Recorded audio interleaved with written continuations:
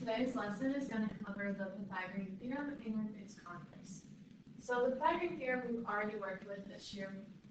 So we're just going to do a refresher really fast to do some different types of problems, and then the converse will be new. So just remember, your Pythagorean theorem is only used to find the missing sides of a right triangle. We call the sides A and B the legs of the right triangle. We call C the hypotenuse, which is always across from the right angle. It is your longest side. And then we know that the formula is a squared plus b squared equals c squared. Okay, so in number 5, I've jumped down to number 5, we have a triangle that's not a right triangle right now, but they have drawn in the height. And so your height is always perpendicular to your base. So that would mean that right here I have a right angle. So basically, drawing in that height is telling me that I have a right triangle that I can use to solve for that missing side. Your height would always be perpendicular to the base. So what that means is that I'm going to have 11 and 11 because it's also a bisector. So it's a perpendicular and a perpendicular bisector. So it's cutting that base in half, which is important. Make sure we are only using half of our base. So the triangle that we're looking at as our right triangle is actually this triangle. So notice how we don't use the whole 22. We can identify our hypotenuse by looking for the side across from the right angle, which is going to be 24. And then A and B are your legs interchangeable. So we can do A squared, and make that 11, plus B squared, and make that x, equals C squared, which is 24. We got to get our x squared alone, so we're actually going to minus this.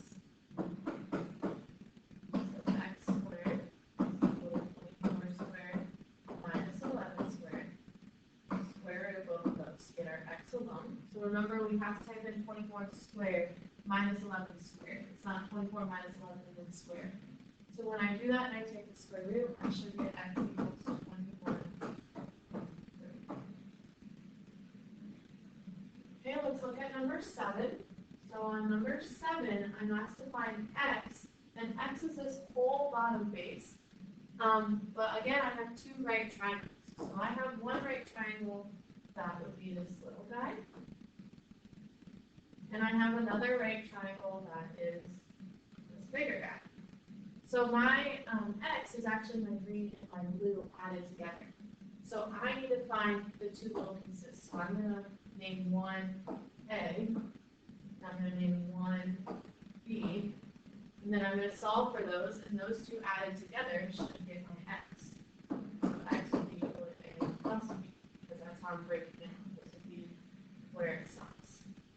So in my yellow triangle, across from my right angle would be my hypotenuse. So across from my right angle is 14.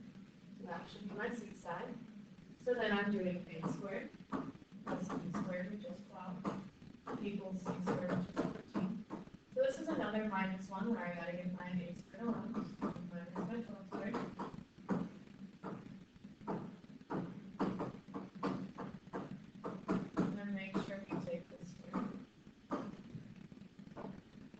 A value should get us 7.2. On the other one, if I'm looking for my hypotenuse across from my right angle, so 29 is my C. So I'm doing A squared, C squared plus B squared equals C squared, so 29 squared. Again, another minus one. So B squared is going to equal 29 squared minus 12 squared, square root both sides. B is going to equal 26.2. So again, like I said, we're going to need to add those two together to get our x. So x is equal to 7.2 plus 26.4, which is going to equal 33.6.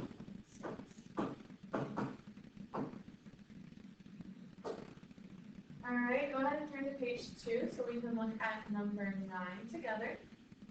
So in number 9, we have a trapezoid, and we have heights drawn in there again so that we can have some right triangles. And we are asked to find the height. So here's our right triangle. and it is the same right triangle on the other side. Okay? So we need to figure out more than just the 20, because I right now move my x over here and my 20 over here, they're the same right triangle. And so I don't know two of the sides. Like if this is my A, I don't know A on either of mine. And I don't know B, because I don't know x, and my hypotenuse is going to be that 20, because it's across from the right angle. So I only know one side right now, which isn't enough to use the Pythagorean theorem. But what I do know is I know that this segment is repeated down here. So that pink guy is 26. If the whole thing is 40, I can find those in pieces. 40 minus 26 will give me 14. And I have two in pieces, so if I divide that by 2, I get 7, which is going to be those 8 values. And I can add those together. 7 plus 26 plus 7, does that get my original 40? That was that whole length? Yes, it does. Okay, so we are going to do a squared plus b squared. Oh, I'm sorry. Okay, plus b squared x equals c squared, which is 20. And a minus 7 squared. So x squared is going to equal 20 squared minus 7 squared. So x would equal the square root of both of those, which is going to be 18.7. Alright, you go ahead and turn back to page 1 and try numbers 1 and 3 on your own. Okay, let's go back to page 2 and let's look at some work. Alright, so in geometry, if we don't have a picture, we want to make sure we draw one. So on number 10, a roofer leaned a 16-foot ladder against a house. So I have my house. I have a 16-foot ladder leaned against it. It's my ladder. And if the base of the ladder is 5 feet from the house, so the base of ladder to house would be 5 feet. It wants to know how high up does it reach the house. So at what height am I touching the house? Well, my right angle would be formed where my house meets the ground. So my hypotenuse would be 16, it's approximate. So I would do a squared, let's say it's x, plus b squared, let's say it's 5, equals c squared, let's say it's 6. Minus our 5 squared. X squared is going to equal 16 squared minus 5 squared. So x is going to equal 15.2.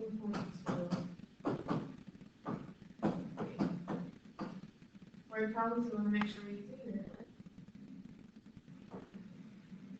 Okay, let's look at number 12. Ashley is jogging. She starts by jogging 3.4 miles east. So east of B to the right. Then she goes south, slowly down. We want to know how far away she is from her starting position. So what's this? Get her back. Well, my right angle would be in her directions. The hypotenuse would be my x. So a squared, let's say that's 3.4 squared, plus b squared, plus 7 squared, equals c squared, which is my x this time. So I don't have to move any pieces, I can just square root both sides. And I'm going to get x is 6.6.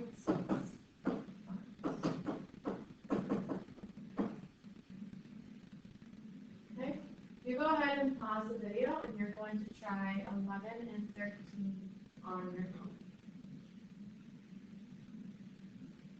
Okay, we are on page 3 now. Okay, so the Pythagorean theorem Converse lets us determine what type of triangle it is. So if a squared plus b squared does in fact equal c squared, then the triangle is a right triangle. If a squared plus b squared is greater than c squared, so if my hypotenuse is the smallest, it's an acute triangle. And if a squared plus b squared is less than c squared, so if my hypotenuse is the biggest, then it's going to be an obtuse triangle. In your notes, you want to make sure you change this. Always keep c c squared on the right side to avoid confusion. That's where we've had it this whole time, so we will read it.